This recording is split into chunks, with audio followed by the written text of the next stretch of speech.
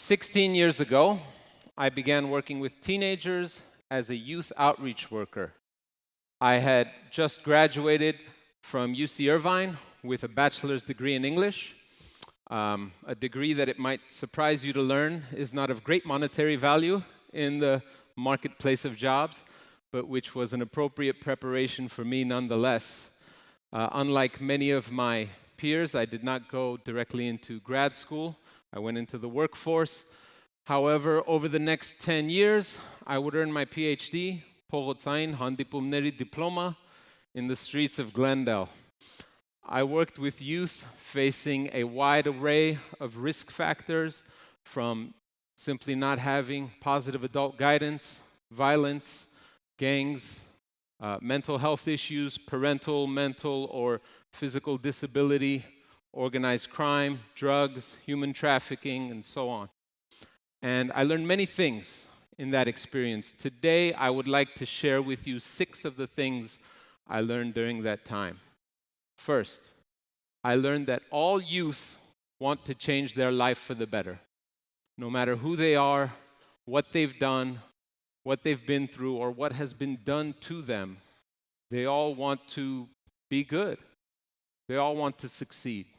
It is up to us as adults to help them achieve that. Second, I learned that the only way to work with youth is from a strengths-based perspective. What that means, or you may have heard assets-based perspective. What that means is that I do not make my care and understanding for you as a youth contingent on your behavior. I recognize your intrinsic value as a human being. What it means is that I find skills and strengths in the negative characteristics, traits, or behaviors that you present. Let me explain what I mean.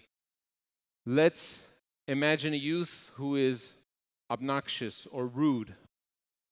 It means they're good at affecting people or getting under their skin. Now, you might be thinking that that's trying to sugarcoat it or being politically correct, but it's actually finding the skill. Let me explain what I mean. Think of a profession in which the ability to get under someone's skin is useful, is beneficial. A detective interrogating a witness. A trial attorney cross-examining someone on the stand. You need to be able to find the pressure points to poke at, to rattle that person, to get them to say the thing that they didn't want to say. That's a marketable skill. As a youth worker working from a strengths-based perspective, it's my responsibility to identify those, help the youth recognize those in themselves, help them gain control and ownership over those skills so that they can use them for their benefit towards their success. Number 3, I learned that the game is to be sold, not told.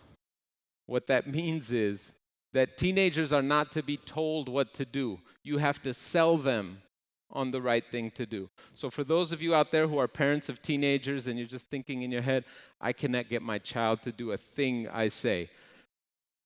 Try selling them on it, not telling them. Particularly, if you're in business, real estate or something, use those sales skills you have in that conversation. Give it a shot.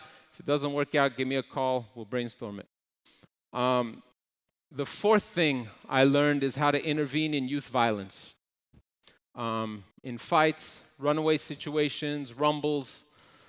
It's a skill that I developed and I'm going to describe it to you. So first, you have to have your fundamentals as a youth worker down. The fundamentals have to absolutely be strong. A strange thing in youth work is that if you need intuition in youth work, but if your fundamentals are not strong, your intuition almost always leads you wrong. So it's important to have the fundamentals down. Once you have that, in a violence intervention situation, you must be led by your intuition. For me, my nose would lead me. And I don't mean my sense of smell. It has nothing to do with it. I literally would feel it in my nostrils, and I would know who to talk to, who to sideline, which way to enter, when to exit.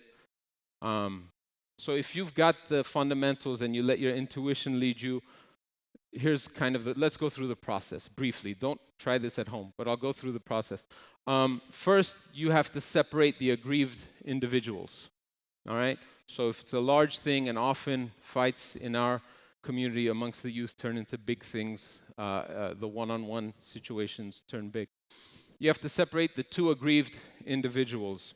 Maybe they each bring a friend, but they both have to have one. It has to be equal. You can't have one on one side and two on the other. You separate them from the rest of the group, and you have to determine who is the injured party, the aggrieved party. You have to figure out a way to make them whole without demeaning the other one. You have to get them to agree to this. You have to come up with what the terms are. You have to have them shake hands. And then importantly, you have to bring them back to their community, to the rest of the youth. Before any of this, it's important how you enter. I'm going to jump back to community in a minute. Before any of this, it's important how you enter. You have to come in as if you belong there, with no fear, as if the thing shouldn't be happening without you in it. And if you come in that way, then you show respect. You look in every set of eyes, you shake every hand, and you honor the courage that's there. Misdirected though it might be, there is courage present. And that's an honorable thing, and you have to honor that. And if you fail to do so, you do it at the peril of yourself and the youth involved.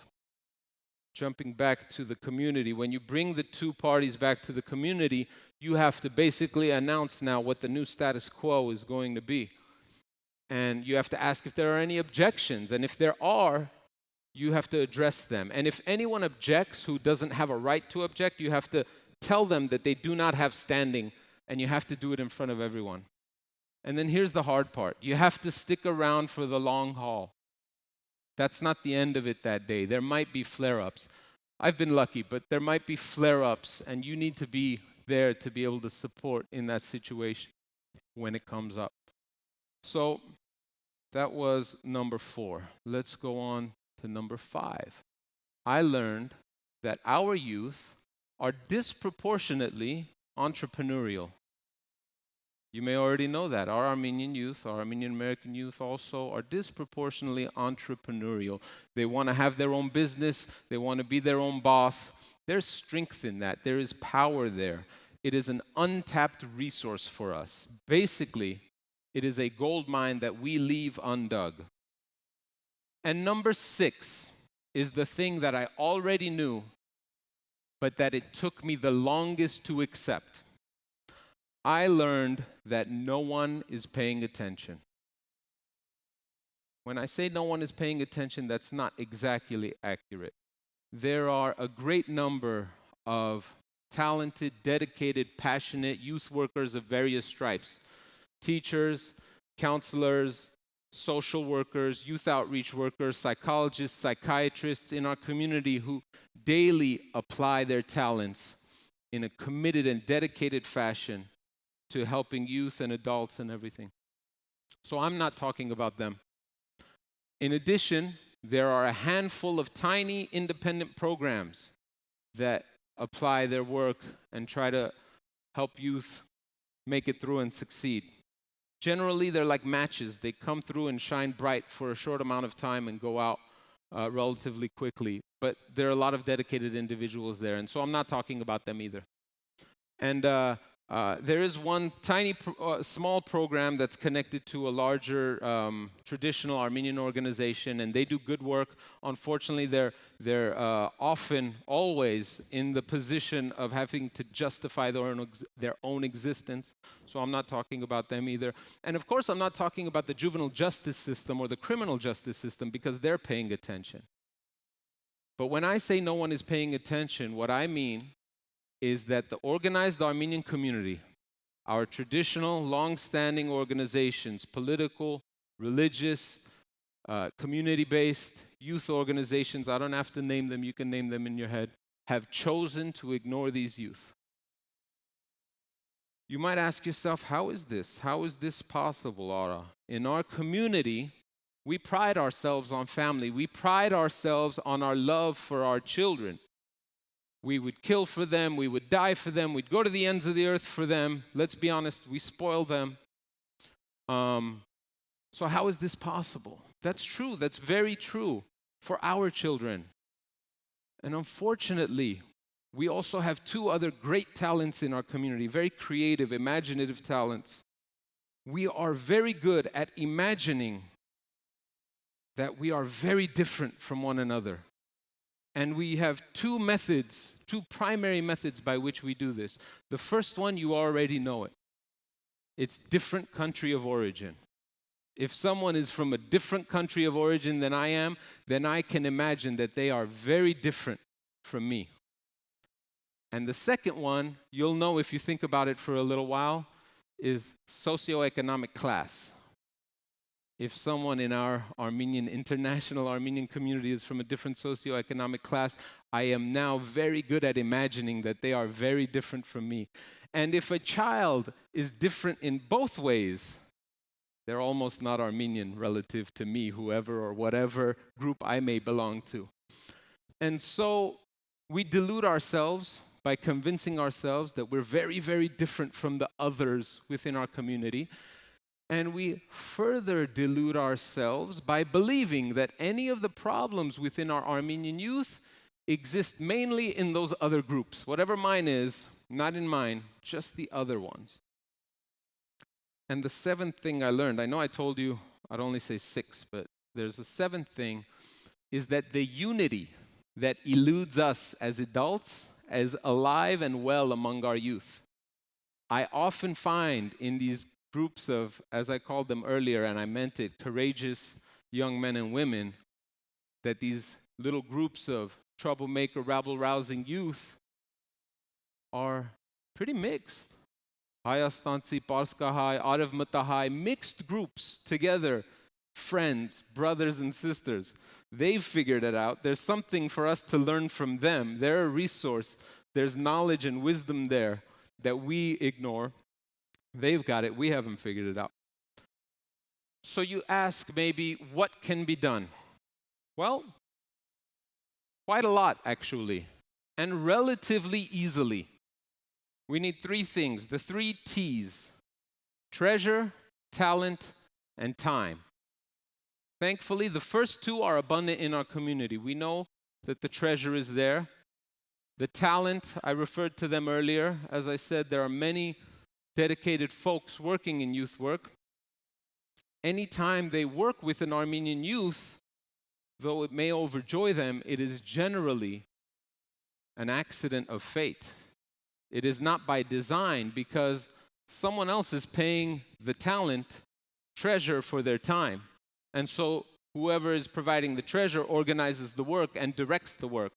And the work is directed generally at locations and populations that our youth are not part of, right? So when they do work with the youth, they love it. With one of our Armenian youth, they love it.